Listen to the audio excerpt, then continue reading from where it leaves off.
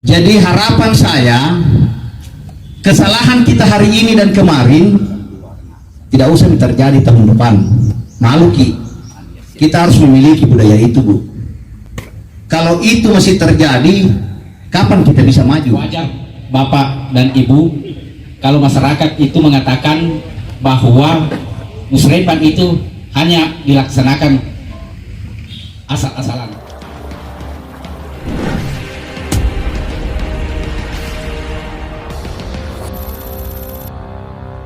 Yang saya hormati para anggota DPRD Kabupaten Luwu dari Dapil 2 yang pada hari ini hadir di tengah-tengah kita, ya mungkin tidak asing lagi, tapi baiklah saya akan perkenalkan supaya lebih dikenal lagi. Yang pertama dari ujung sana, Andi Muharir, sarjana ekonomi.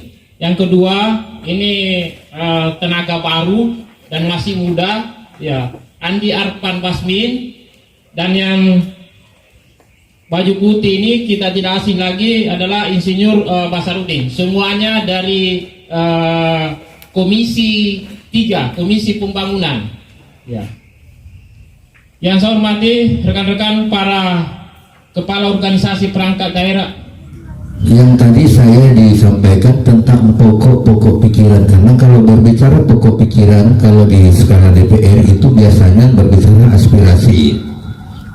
Tapi kalau bicara pokok-pokok pikiran dalam konteks yang luas, bisa jadi dalam bentuk saran sumbangsi pemikiran, bisa juga seperti itu.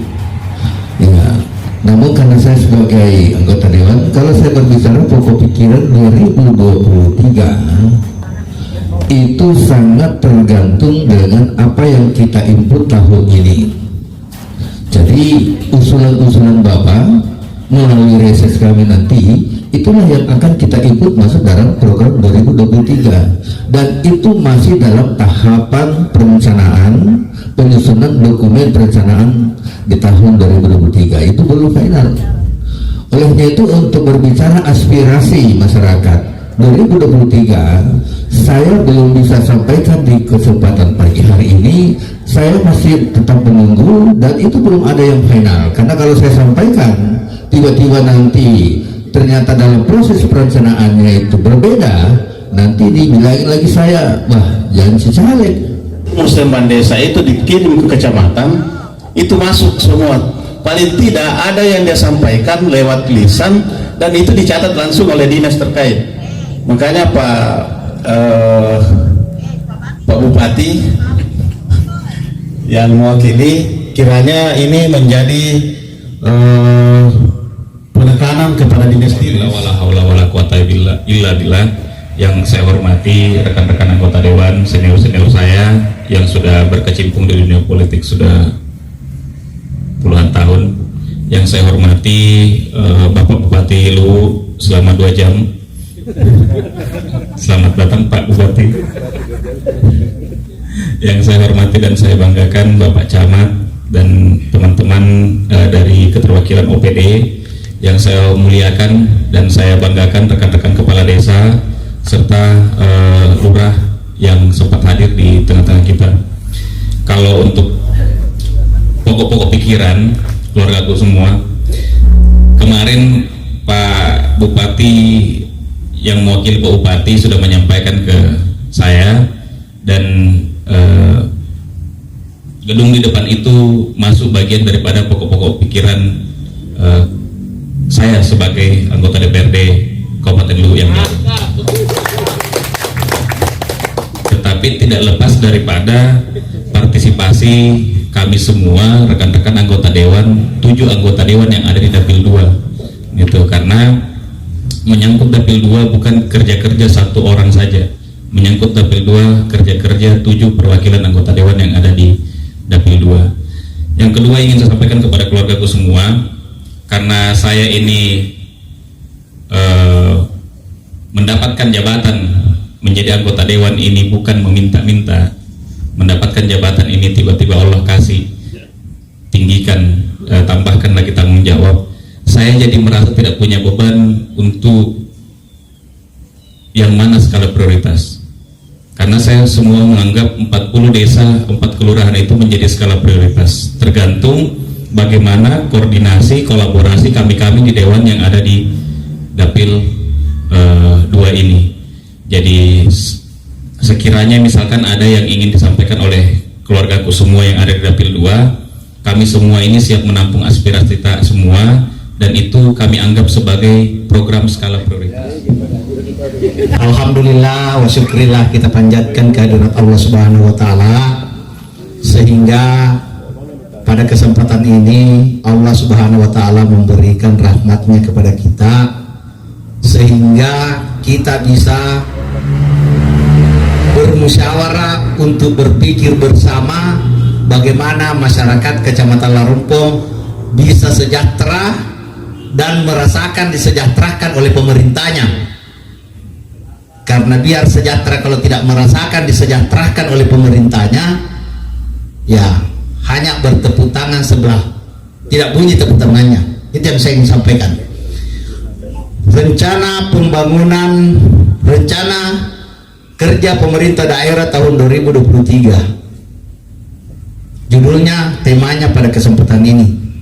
Saya ingin menyampaikan pesan secara tersirat kepada teman-teman, keluarga, pejabat yang terkait di Larumpong Selatan, bahwa sebenarnya hanya ada satu poin.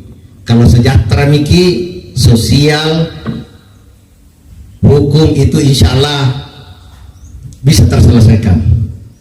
Sehingga pada kesempatan musrembang ini jangan kita fokus kepada pembangunan jalan tok, jangan kita fokus pada pembangunan pagar tok, tapi saya pribadi mengharapkan kepada teman-teman yang punya kepentingan dan kewenangan bagaimana kita berpikir bersama supaya masyarakat kita bisa meningkat kesejahteraannya dari hari ini lebih baik dari kemarin dan seterusnya. Karena ketika kesejahteraan meningkat, insya Allah masalah hukum dan sosial, konflik kepentingan di bawah itu tidak. Bismillahirrahmanirrahim. Assalamualaikum warahmatullahi wabarakatuh. Yang saya hormati Bapak Bupati Lu atau yang mewakili, yang dalam hal ini diwakili oleh Bapak Asisten 2 ya, mantan Camat Larumpong Selatan ya, rekan-rekan anggota DPRD Kabupaten Lu Komisi ya Dapil 2 yang insya Allah sama-sama dimuliakan oleh Allah Subhanahu wa taala, keluarga semua peserta musrembang yang saya muliakan. Yang pertama yang saya katakan bahwa bicara pembangunan itu sebetulnya ada dua hal. Ya, kemarin kita musrembang di Kecamatan Larumpong terlalu terjebak kita. Ada sesuatu yang tidak sampai, Pak Wakil Bapeda. Sebetulnya yang sudah disampaikan Bapeda itu sudah sangat tepat.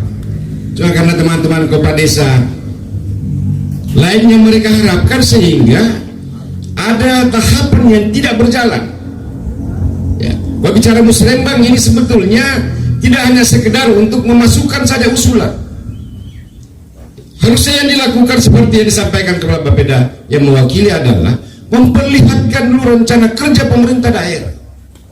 Itulah sebabnya sehingga kadang-kadang teman-teman kepala desa selalu merasa bahwa saya tidak mendapatkan anggaran APBD. Kenapa itu? Karena ada yang tidak kesampaian. Contoh misalnya kita bicara kecil saja terkait ruas jalan. Kadang-kadang kita hanya mengusulkan bahwa ruas jalan Temboe, padahal di aplikasi tidak ada. Itu mau cara pertama. Oleh karena itu tolong nanti pada tahap kedua ya, pleno kedua, agar ini diikuti dengan baik, Pak.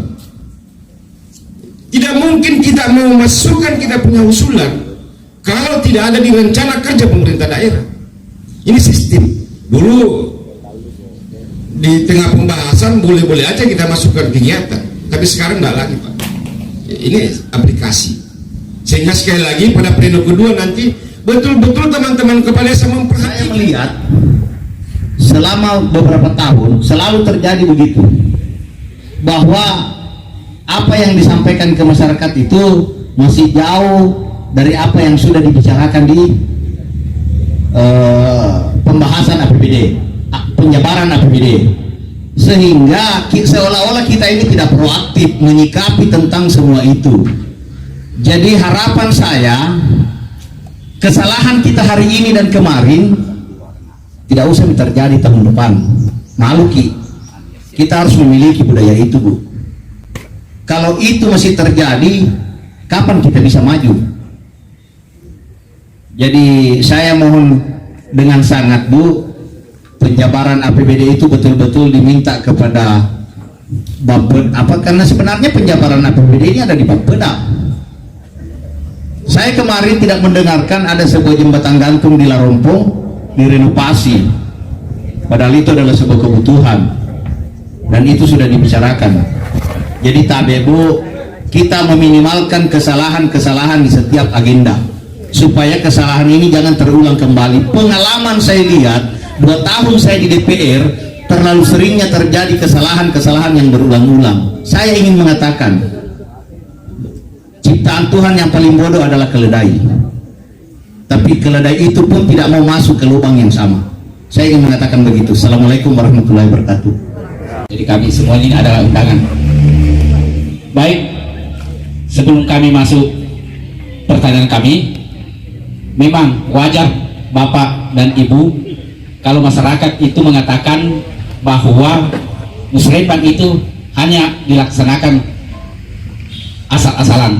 Contoh apa yang disampaikan oleh DPR tadi. Masa seorang DPR saja tidak bisa dikasih hasil yang sudah ditetapkan? Bagaimana kalau kami ini rakyat, masyarakat? Betul. Jadi wajar Bapak tadi katakan bahwa itu masuk dalam sistem, sudah masuk. Saya rasa kenapa lagi mau disembunyi-sembunyi usulan-usulan yang sudah terdanai APBD, Pak, tidak dibagikan kepada anggota DPR, wakil kami. Tidak usahlah kepada kami masyarakat, cukup wakil kami. Itu satu. Tolong apa yang disampaikan tadi oleh para anggota DPR, tolong jangan juga setiap tahunnya ini yang saya dengar, karena setiap tahun saya hadir juga musrembang di tempat yang sama, di tenda yang sama. Apa yang terjadi? Itu yang terjadi tahun ini juga. Pertama. Yang kedua, begitu lantangnya Pak Haji Basarudin katakan dulu bahwa gedung itu yang ada di sebelah itu kita akan patungan 7 anggota DPR dan ada api. Di Basarudin tahun lalu, Pak, Bapak juga pakai baju putih pada hari itu.